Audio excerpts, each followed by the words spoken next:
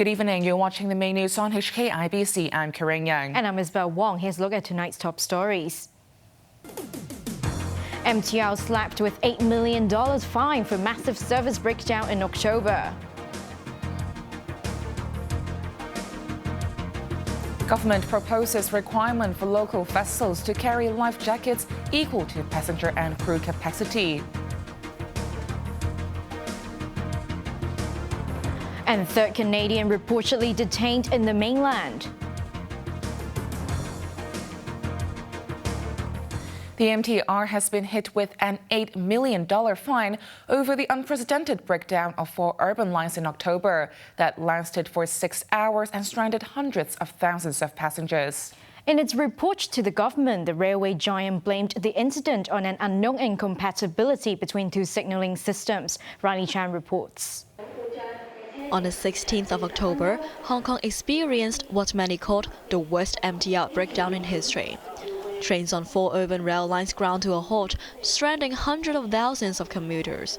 The failure lasted 6 hours before services gradually resumed. After a 2-month investigation, a review panel appointed by the railway giant submitted a report on the incident to the government today. The report said the breakdown was caused by an unknown incompatibility between 2 railway signalling systems.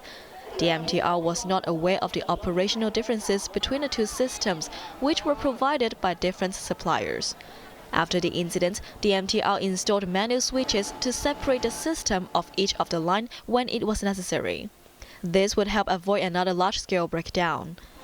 The rail operator also defended its decision not to provide shuttle bus service during the massive disruption. It explained that neither the Transport Department nor the MTR had tabled a contingency plan regarding shuttle buses. It is impossible to operate unplanned shuttle bus service in a safe, effective and orderly manner, the rail company said. The panel suggested the MTR and the Transport Department develop a plan in case of future delays. The company should also hold drills for service disruptions from time to time and invite passengers to participate. Under the MTR fare adjustment mechanism, the rail operator is penalized $2 million for any service disruption lasting longer than 31 minutes. Since the breakdown involved 4 MTR lines, it was treated as 4 separate incidents. They were slapped with an $8 million penalty, which will be distributed to passengers in the later half of next year in the form of fare concessions. Riley Chan, HKIBC. The government has proposed a legislative amendment to require local vessels to carry life jackets equal to a boat's maximum capacity for crew and passengers. Children aged from 2 to 11 will be required to wear a life jacket at all times during major activities at sea. More from Riley Chan. The Lama ferry disaster that left 39 people dead 6 years ago exposed lax marine safety regulations. Currently, most local vessels are required to carry adult life jackets for all passengers on board, but child life jackets only need to account for 5% of the total. There is no provision for infant life jackets. At a Legislative Council panel meeting today, the Transport and Housing Bureau and the Marine Department proposed to require all local vessels to carry life jackets equal to its passenger and crew capacity. The government has developed a prototype life jacket that is suitable for both adults and children.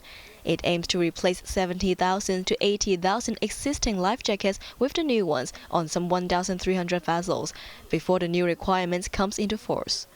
The measure is expected to cost up to $14 million.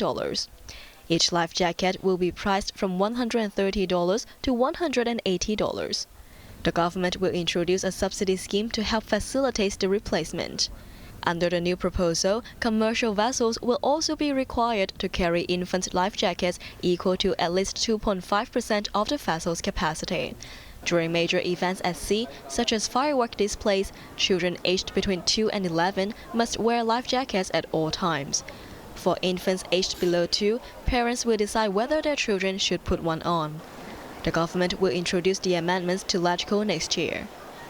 The amendment proposal was spurred by the Lama ferry tragedy on the 1st of October 2012. There were no child life jackets on board the doomed ship, which led to the deaths of 8 children. At today's meeting, lawmakers pressed for full disclosure of an internal government report about the Marine Department and the ferry collision.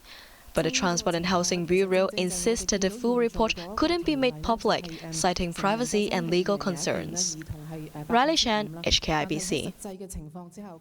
Justice Secretary Teresa Chang has been invited to the Legislative Council to explain why former Chief Executive Carain Yeung was not prosecuted over his deal with UGL. Lawmakers from both camps argued at a LegCo Legal Affairs panel meeting today on whether to allow Chang to speak about the case at a special meeting. The panel's chairwoman Priscilla Leung decided to invite Chang to a general meeting on January 28th. Lawmakers will get the chance to ask about the prosecution's policies in general. Chang, who is on leave, has been silent over the controversial decision. The task force of land supply will propose to the government developing part of the Fanning Golf Course, according to sources. Sources said the task force would suggest the government prioritize 8 land supply options in a report due at the end of this month. One of the options includes developing 32 hectares of the Fanning Golf Course, but there should be further study on whether to develop the remaining 140 hectares. Other suggestions include developing brownfield sites and reclamation near Lantau. Well, the government usually receives backlash from legislators for asking for too much money, but the opposite happened at the LegCo today.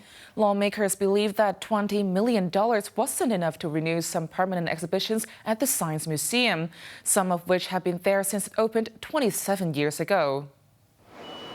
The Science Museum in Tsim Sha Tsui received thousands of school tours and over 2 million visitors last year. But are they learning about the latest